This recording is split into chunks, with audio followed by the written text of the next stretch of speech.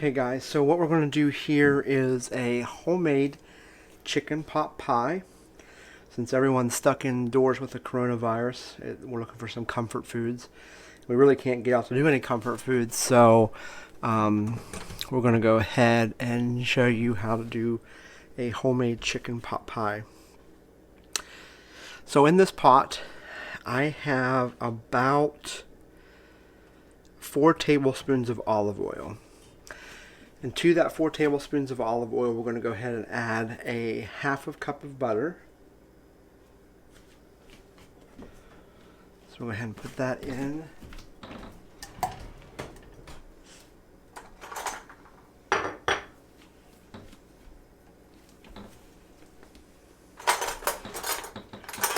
And then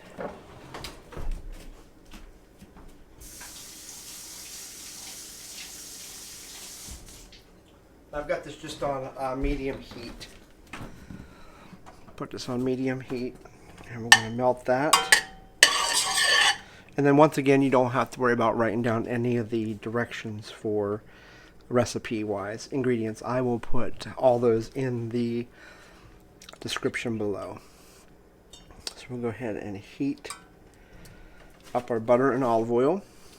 And the reason why we do a 50-50 blend of butter to olive oil is the butter has a low heating temperature, so will burn quickly, and olive oil has a higher temperature of tolerance. So if we mix the two, we'll get the good flavor of the butter and then the high tolerance of the olive oil. So we'll just go ahead and mix that up. And while that's melting, I have about a half of an onion here that is been chopped up. And what we do here is we get our onions and chop them and then freeze them so that they don't go bad on us. And I've also got about 3 russet potatoes in here that I've cut in long shapes like this, just so it gives a little bit more feeling. And then I've got about 3 medium potatoes there, and then with the carrots, I've got about a cup of chopped carrots here. And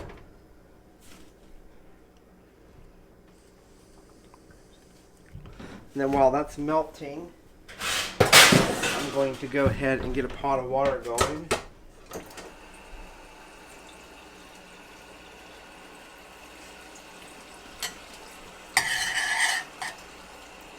What I'm going to do is I'm going to par cook my carrots and potatoes so they're not tough going into the mixture.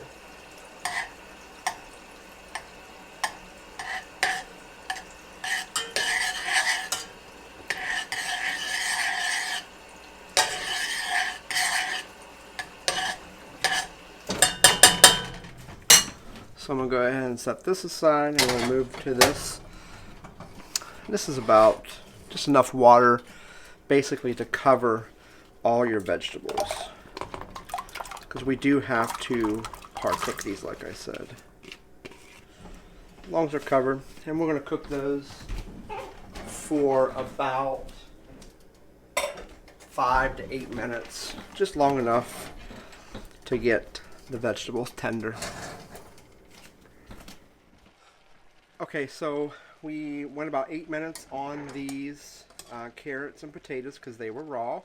They're still a little tough, but that's the way we want them because they're going to continue to cook in the pot pie for probably an hour. So we'll go ahead and set those back there.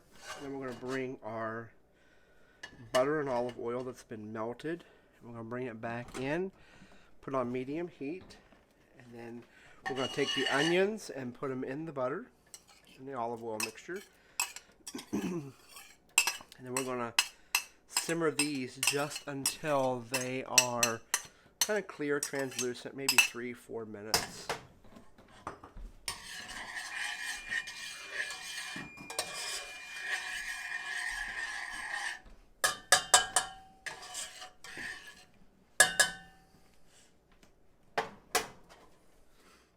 And we don't want to brown the onions.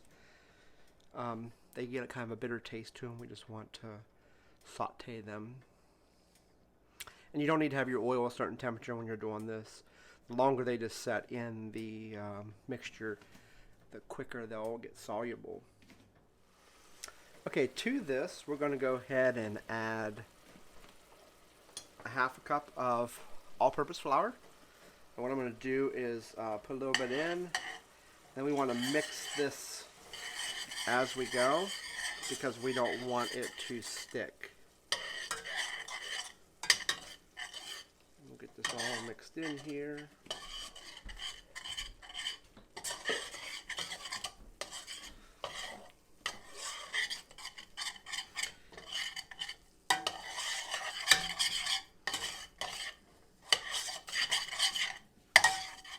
What we're doing is we're just actually cooking the flour so it doesn't have the floury taste. We want to make sure that we don't have any, make sure it doesn't stick on the bottom. We're just going to spread this out, let it set for a couple minutes until it starts to cook. Because flour has a very raw taste to it, so unless you actually cook your flour, it has a weird taste to it. And this is just ensuring there's no floury taste to it. And then we'll just give it another stir.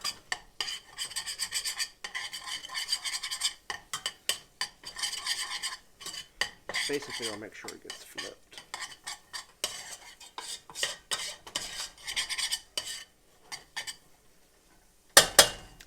Set again. This is basically what they call a roux. So we're making a roux. It's basically a fat, which can be oil, butter, Crisco, anything like that, and then flour.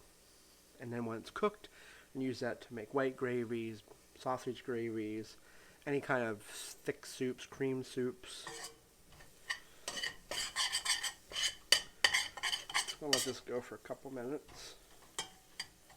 The longer you let it cook, the darker it gets. Typically, sausage gravies go to darker colors, and then white gravies and things of that nature will stay lighter in color.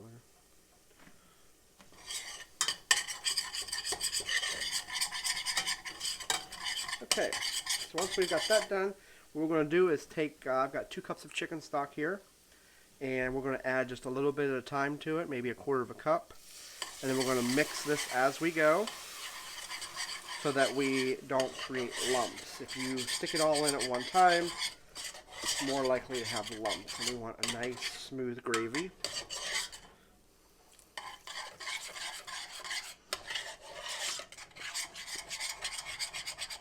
Let's scrape the bottom of your pan. Make sure you get all that stuff off the bottom.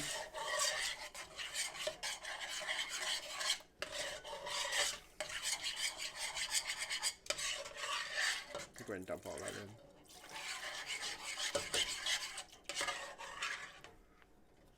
in. And then we're going to take, so if we've got some, we use Better Than Bouillon, which is a really good chicken base. If you got any in the bottom, cause we also have to put 2 cups or 1 cup of milk into this too, so we're just going to use that to get all of our chicken stock off the bottom of it. And all we're doing now is bringing this back up to a simmer. And once it comes up to a simmer, whatever thickness it has at that time, it'll be the full thickness of it. So we also are going to add our seasoning to this. So what we have on our seasoning is we've got thyme. Then we've got our special spice that we use here, which there'll be ingredient, or the recipe will be in the comments below. Then we got black pepper and then white pepper, and we're going to put those in. That's our seasoning.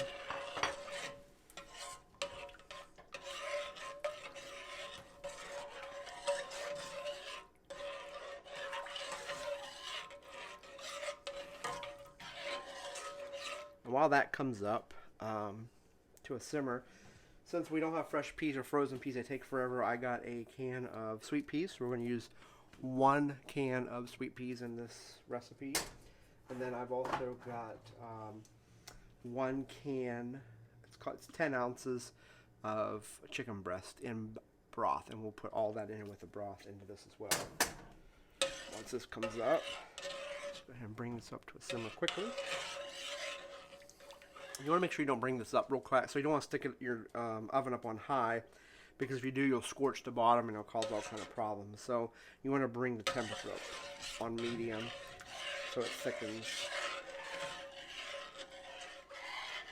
And once this thickens, we'll taste it for seasoning to make sure it has enough salt. We also have a little bit of salt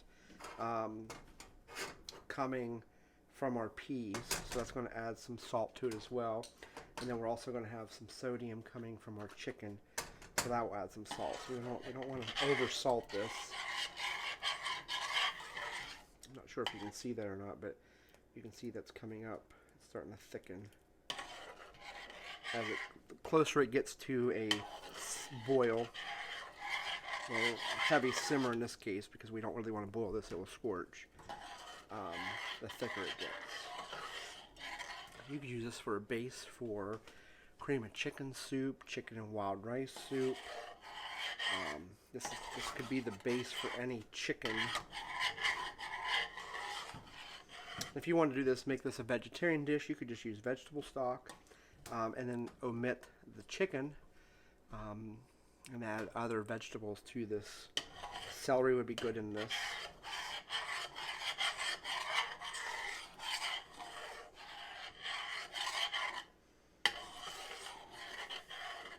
You could also use a beef gravy, and instead of doing chicken, you could put beef in and have like a beef pie. You could use hamburger,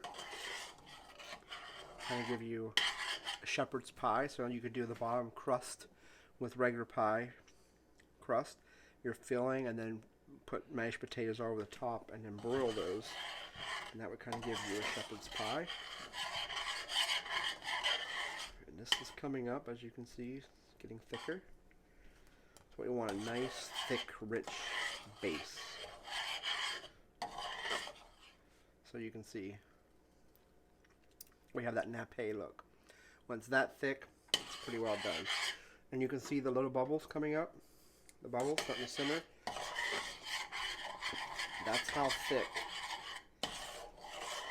you want your gravy to be. So we'll go ahead and turn that off. And then we're just going to give that a taste to make sure it has the right seasoning for salt. Let's put our spoons in. Yep, it's delicious. So now we're going to go ahead and I'll have Mercy go ahead and she's going to do the stirring here. And then I'm going to put our vegetables in. It's par cooked vegetables. They get nice and thick. And then I'm going to drain our peas and put peas in there as well.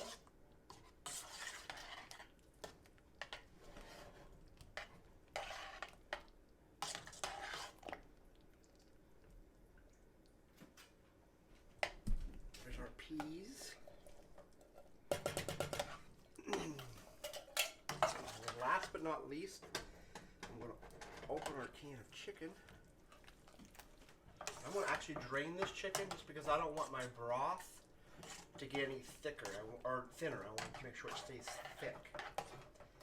So, we'll put that in. Let's stir that up nice and good.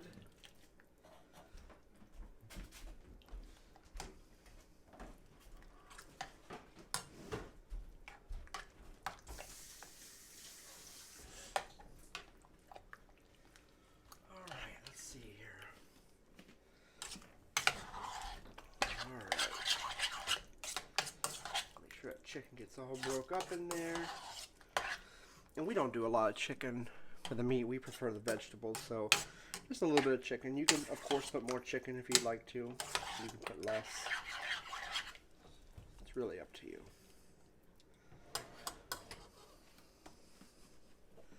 Okay, so what we have here is our 2 pie shell recipe for pie dough. And we have another link in the description below on how to make that pie dough.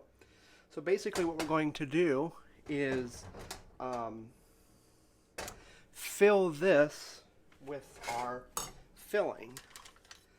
And just so I don't make a mess, I'm going to do this. And then we're just going to fill this up with our filling. Let's go ahead and get rid of that spoon so I don't make a mess with it.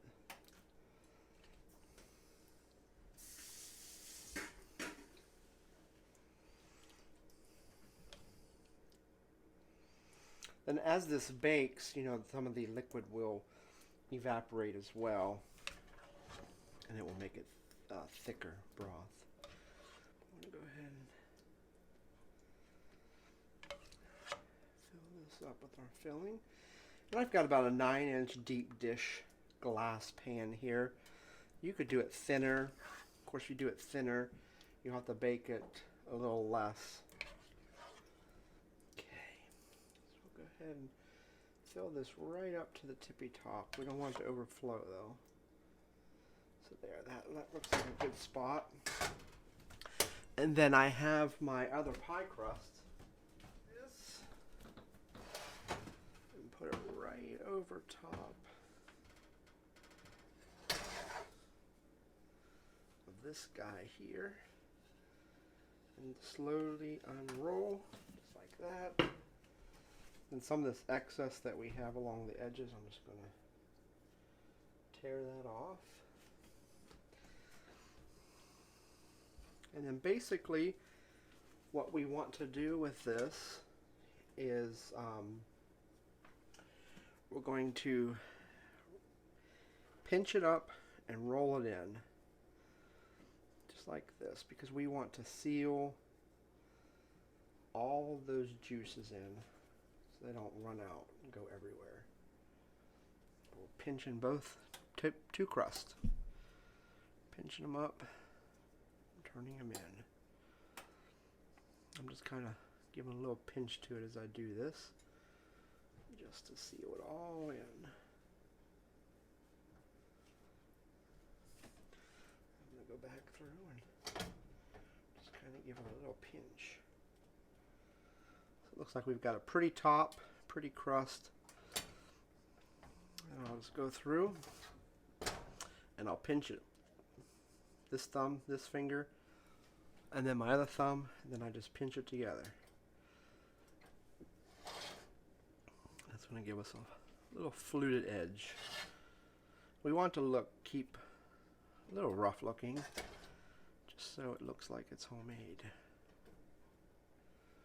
If it looks too perfect, and it'll look like a bought pie crust, and it won't be. Okay. Now, and if you look, you can see the fat's actually starting to melt on this already, because it is so hot, that pie filling is. So now we just want to take and put some slits in, like this, to allow the steam to escape, so it doesn't boil over. I'm actually going to open those holes up so they don't go back together.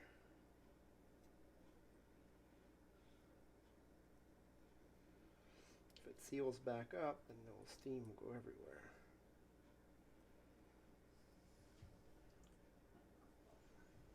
There. Then we're just going to go ahead and put this in a 375-degree oven for about 1 hour.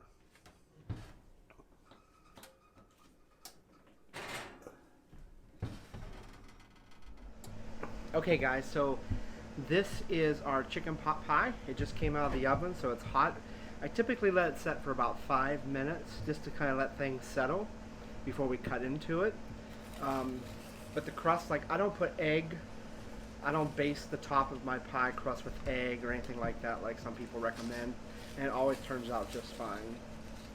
So we'll go ahead and cut into it here, and see the crust is nice and flaky.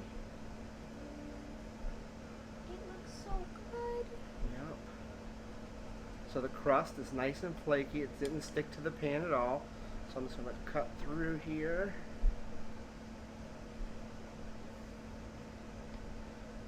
I'm going to go in for a scoop.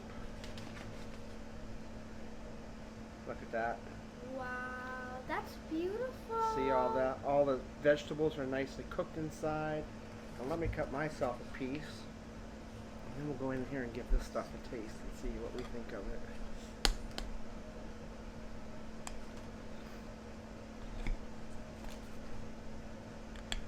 Oh, my crust is falling off.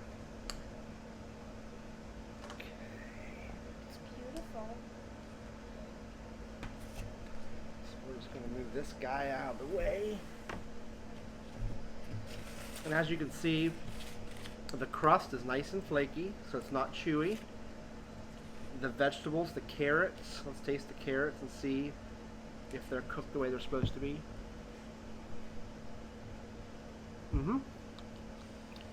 They still have texture to them, but you can taste it. They're not too hard. They're cooked pretty good. Got a little bit of a bite to them. Nothing terrible though. It's the way it's supposed to be. And we'll try a potato. Let's see if the potatoes will cook nice. Those are so good. Let's try a little bite of the peas. The peas are cooked because they came out of the can. That's the way a canned peas should be. And then we're going to try a piece of the pie crust here and see what we think of the pie crust. It's real flaky, not chewy at all, almost melts in your mouth. It's delicious. So now what I want to do is take a bite with everything. So I'm going to get myself a piece of pie crust, some peas, a piece of carrot, and potato. I'm going to blow this and give it a big taste.